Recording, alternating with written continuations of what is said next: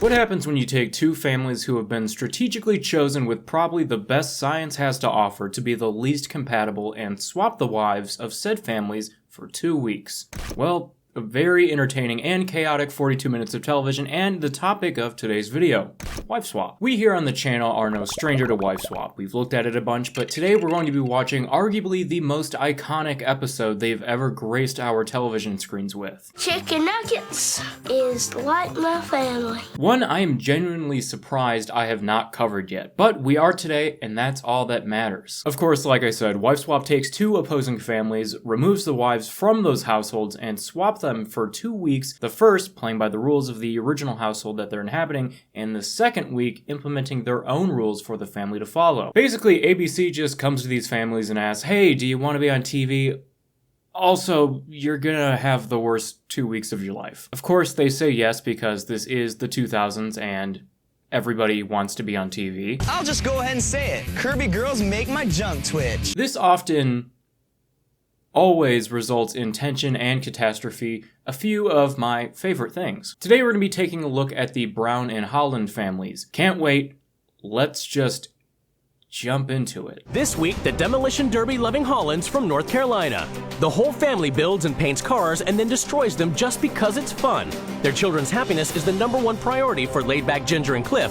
Whatever kids Courtney and Curtis want, they get.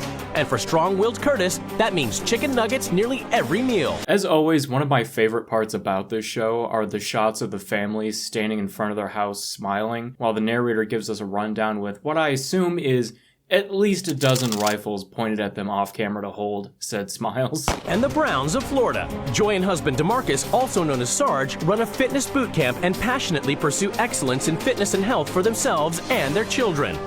The whole family follows a strict, all-natural, raw vegetable-heavy, no junk food diet, and everyone takes orders from ex-military Sarge, who insists Joy give him facials and prepare his bubble baths. Yeah, emphasis on the ex in ex-military because that dude is a string frickin' bean. He is not who I picture when I think strict military dad. I was surprised that they said he was even in the military at all because he definitely gives off strong was almost in the military but makes the military their entire lives vibes. For the Hollands of North Carolina, nothing says family like wrecking cars.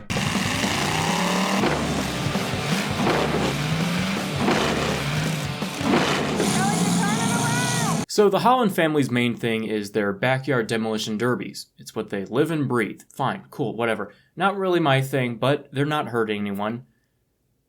I think. I don't know. They are crashing cars into each other. I'm not really well versed in the injury rate with demolition derbies, I'm sorry. The Hollands' second favorite family activity is eating. Jesus, the way he says that too, he's like, and their second favorite hobby is eating. Like, he might as well have started snorting like a pig after saying it like that. Curtis is a very picky eater. He only likes chicken nuggets.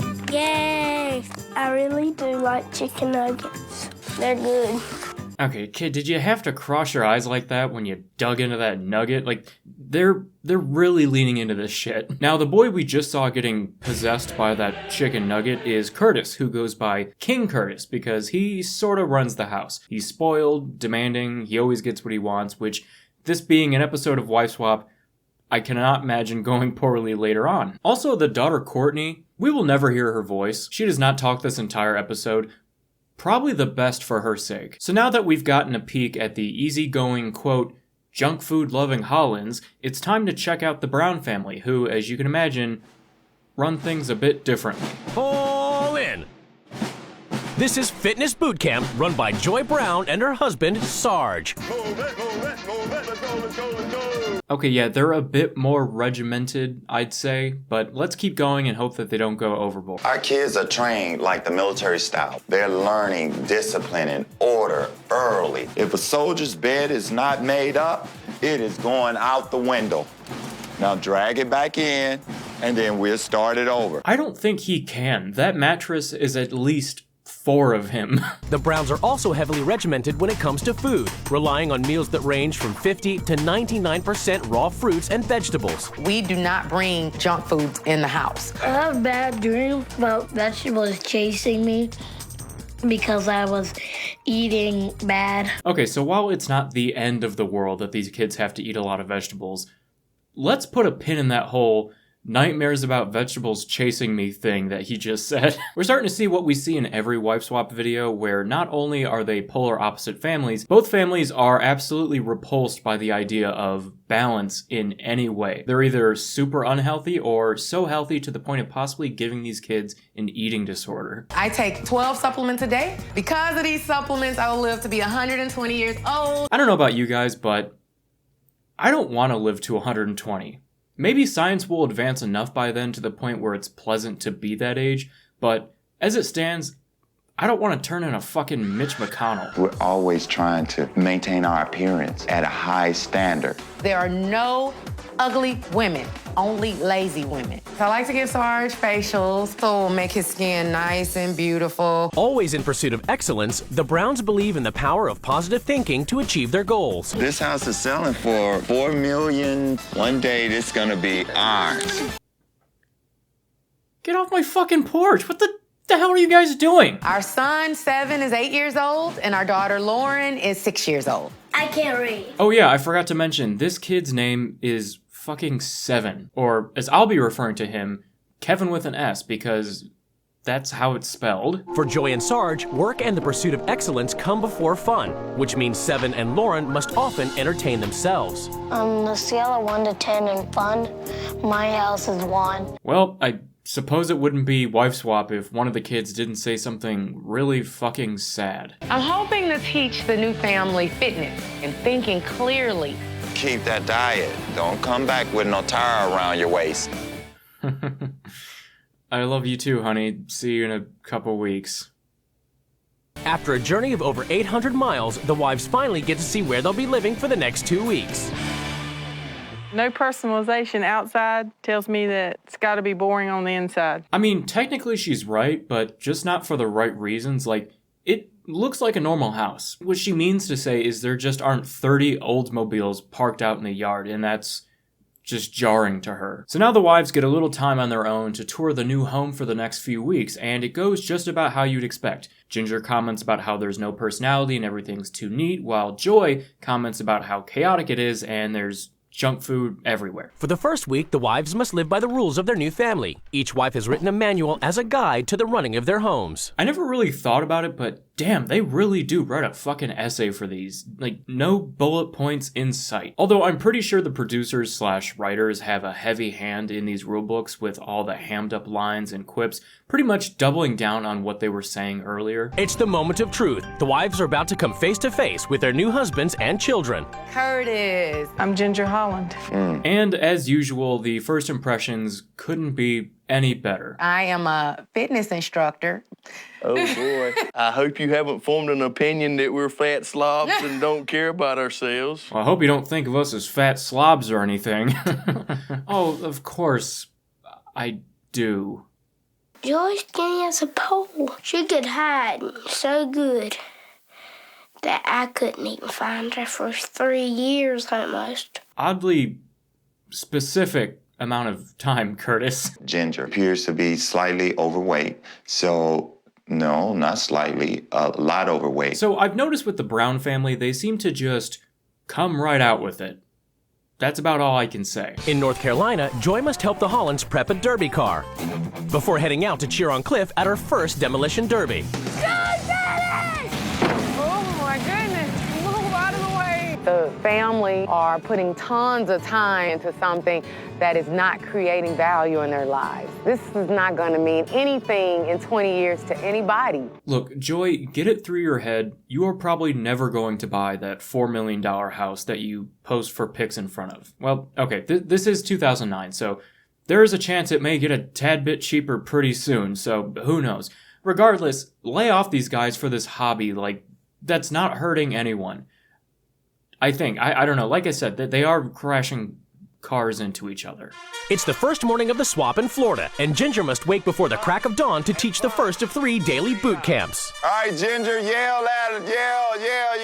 3, 2, 1.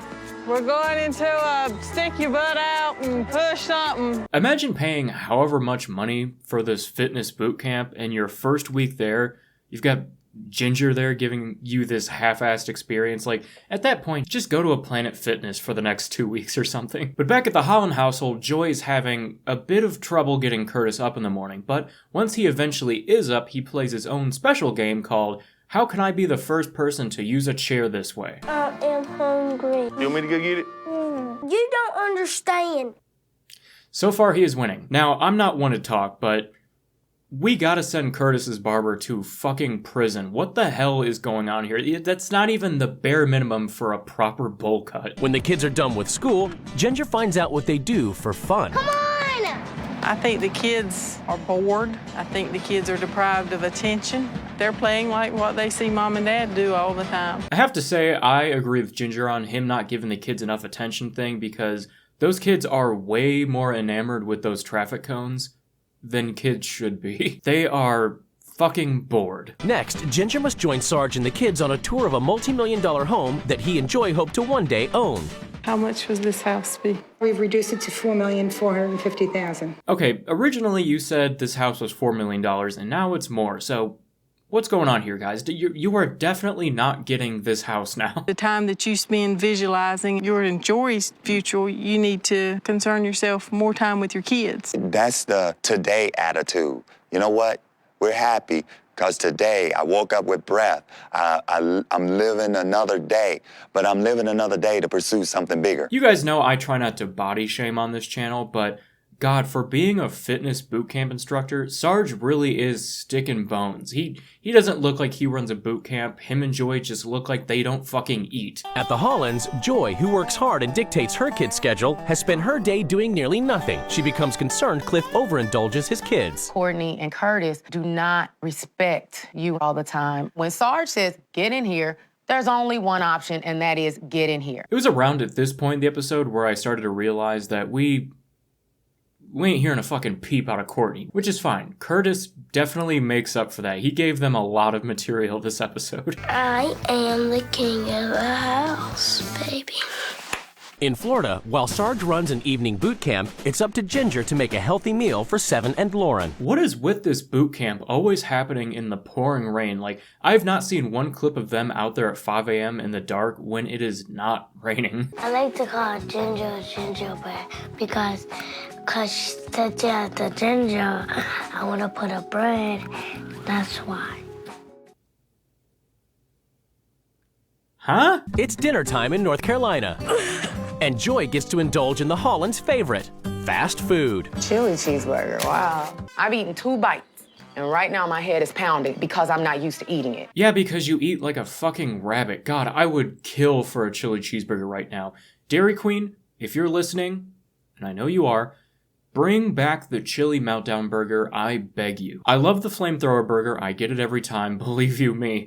If I could just have one bite of the chili meltdown burger again, I'd be happy. Also, while we're on the damn topic, I've been wanting to use my audience and influence for good, so I think it's time I finally say it.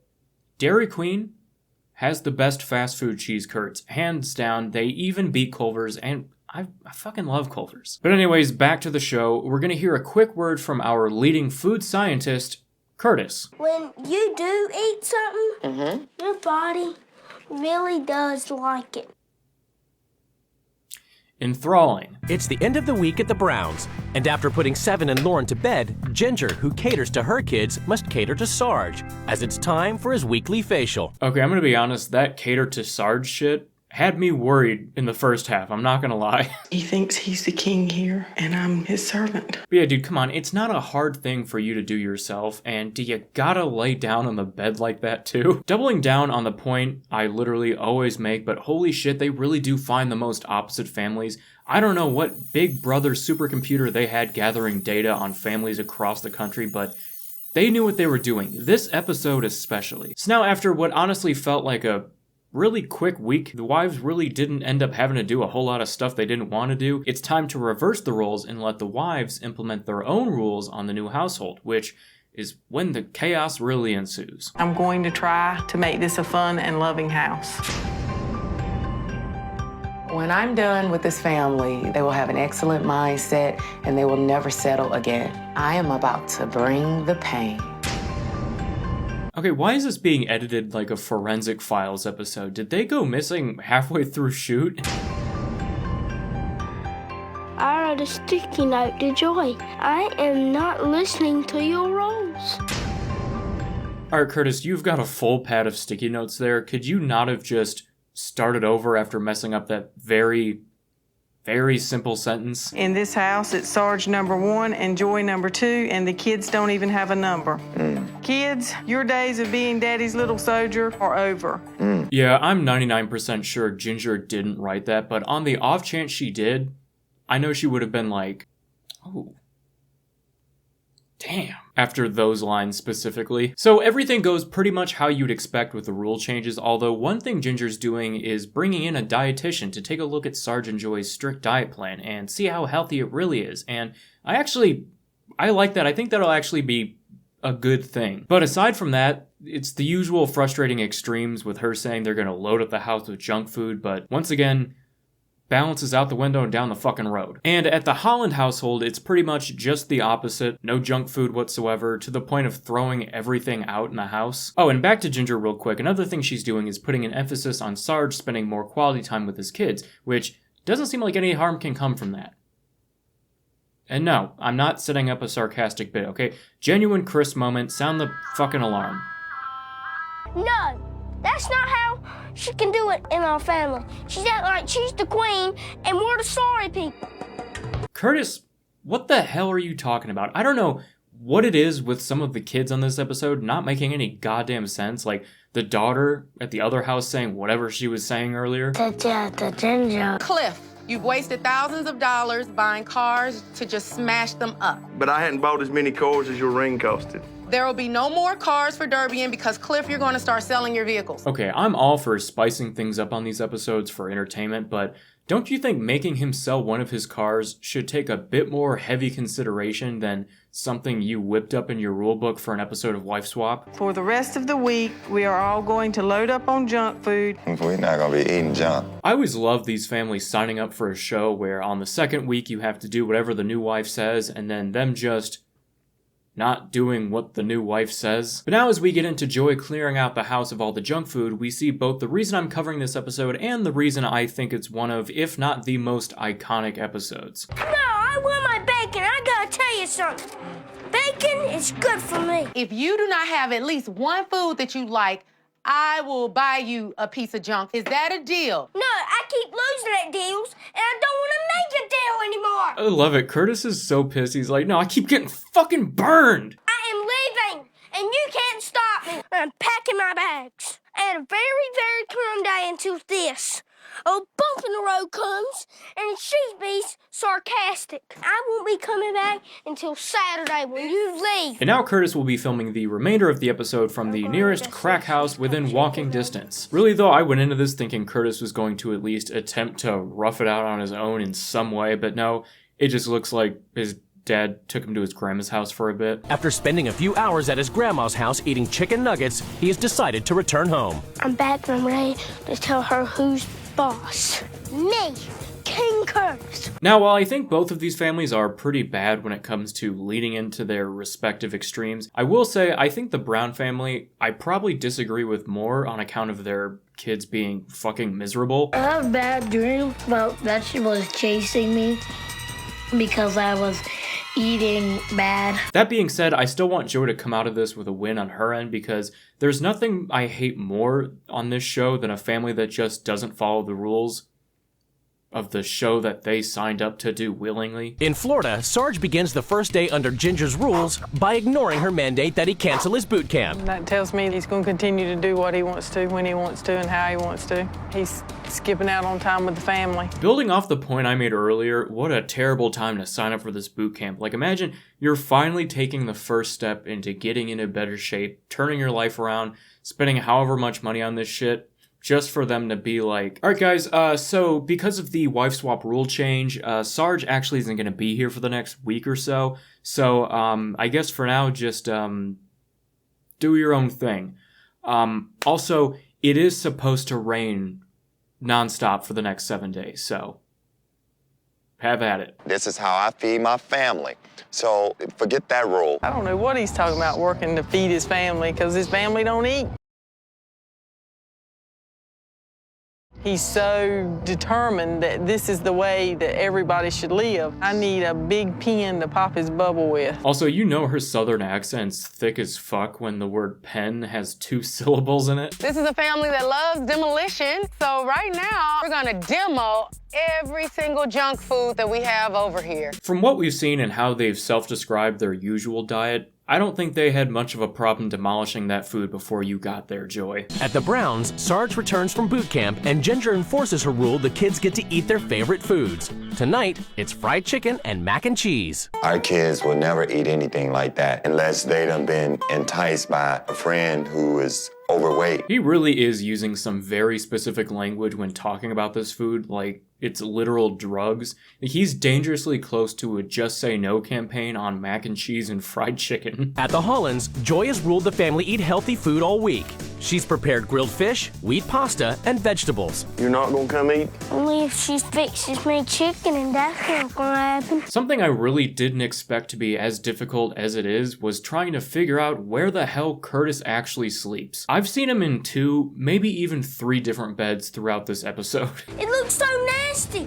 You haven't tried it yet. But that's so stupid. If you don't like it, you can have your nuggets. I cannot sit at this table. There's no denying that my kids are spoiled as rotten as they could be. But it is a super feeling to hear them laugh, and that's the greatest feeling in the world. Okay, seriously, what do these families think they signed up for? Regardless of being explained what's going to happen over the next 2 weeks, this show is on season 5. Like, I'm pretty sure people know the deal with wife swap at this point. At least most people do. Now, back at the other house, Ginger has the kids make flashcards for a poster with each card having words they think of when they think of each parent. And dare I say, they are quite thorough. This is what they come up with. You ate vegetables, you ate fruit, you were good at basketball, and you wore pants. I'm fucking dead at what do you think about your dad, and the response being, he wears pants. But let's check in with Cliff and see how he's adjusting to Joy's new diet plan. I've had diarrhea all night, and it's got to be from shock of your food. Okay, so not well, I guess. On the topic of diets, when we check back in with Ginger and Sarge, we see him doing what most would agree is the bare minimum and playing with his kids. That all gets flipped upside down when Ginger comes home with some cookies that she gives to Lauren to go off and eat in her bedroom.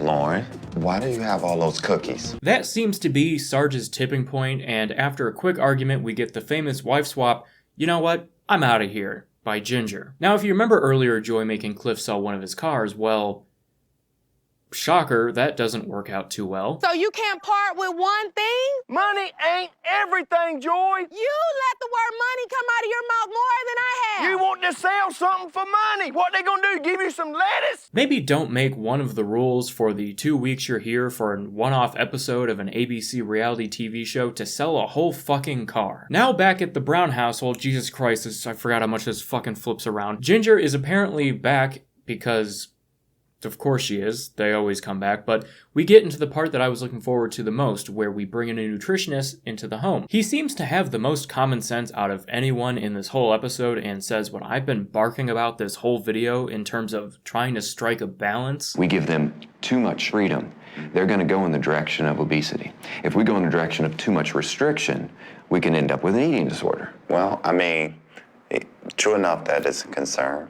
It's all about finding that balance with children. Am I half of a cookie?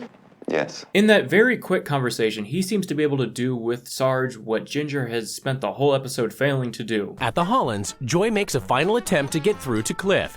She enforces her rule that the family achieve excellence by imagining it.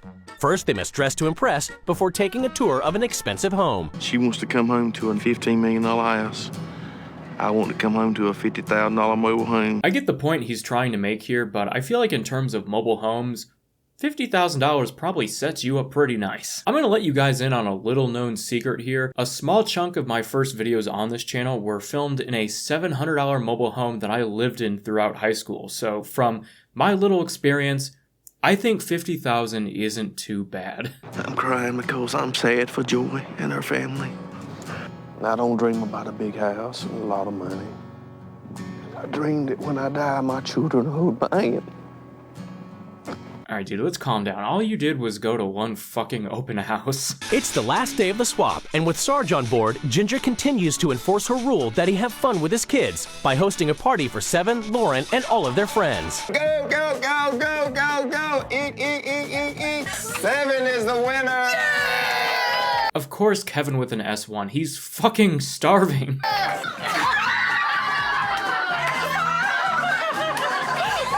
You know, the cameraman were just like, God damn, I feel like that's not okay. You know, at the beginning of the week, there was no way I could have foreseen how she would change my life. This is a great lesson that Ginger taught me. Nobody thought to maybe wipe his face at least a little before getting this shot. Alright, so while things did start rocky with the Brown household, I do think this is one of those examples of things turning out pretty alright in the end, especially after that nutritionist came. I think a switch kind of flipped when that happened. As far as the Holland household, unless we can make a lot of headway in this last night, I'd say maybe not a successful operation for Team Joy. But who knows, maybe the tides will shift and Cliff, Curtis, and the other one will warm up to her in the end. Nobody will miss Joy. I don't even like her. Okay, not quite. I think it's safe to say that Joy gets a D-, dare I say maybe even an F in terms of wife swap life-changing goes. Now though, it is time for the wives to return to their spouses and meet each other face to face for what is bound to be an exciting exchange. The new diet that Joy introduced was miserable because it made me sick. As long as your cells enjoyed it, that's all that matters. My cells didn't enjoy it because I sat on the commode for 4 hours that night. If I was married to someone who could not take charge in my household, too scared to give his kids one rule because he didn't want them to resent him, that's a wuss. You are married to a wuss. Well, basically what I learned is to have more fun, to give as much. Thank God. Alright, Cliff, let's chill a bit here, okay? Sarge is the only one at this table who seems to somewhat be calm and collected, and is also the only one who seemed to follow the rules of the show and sort of come around in the end, and you're still being a dick for no reason. Well, Ginger, I definitely thank you for that because I know he has that desire, so I'm glad you kind of helped show him how. My entire family is overweight. We eat unhealthy as we already knew, but it has been really confirmed. When we get home, we're going to definitely eat healthy, or at least we're going to do some exercise that is more than just lay in bed and watch TV. Okay, I think once DeMarcus, Sarge, whatever he wants to be called at any given moment, once he spoke up, that seemed to tip the scales a bit, and everyone just kind of chilled out after that, like, oh, well, I guess that is the point of the show. After 2 weeks apart, the wives are about to be reunited with their children.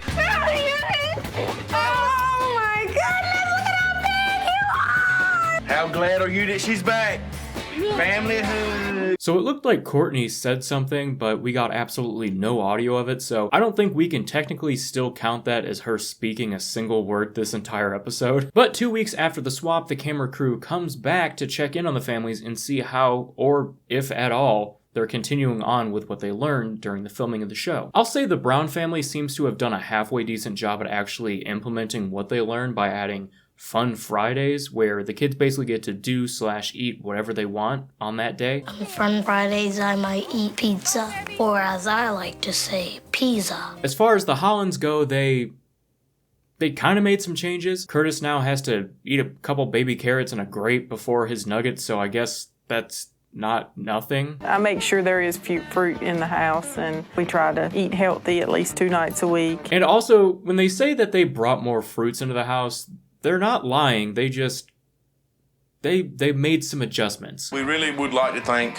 Joy for introducing us to fruits, but we took what she done and modified it a little bit to work better in our household. I like donuts, donuts, donuts, donuts.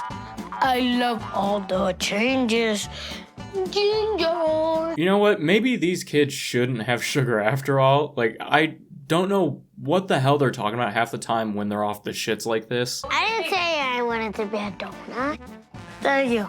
You're a nice audience. Thank you. Well, somewhat happy ending as far as Wife Swap goes. I'm glad we finally got to take a look at this episode. I've been wanting to for a long time, so it's nice to finally check it out. But anyways, I do want to thank you guys for watching. As always, if you did enjoy, consider leaving a like, commenting, sharing with your friends, and subscribing if you're new and you want to see more videos just like this. But anyways, yeah. Bye.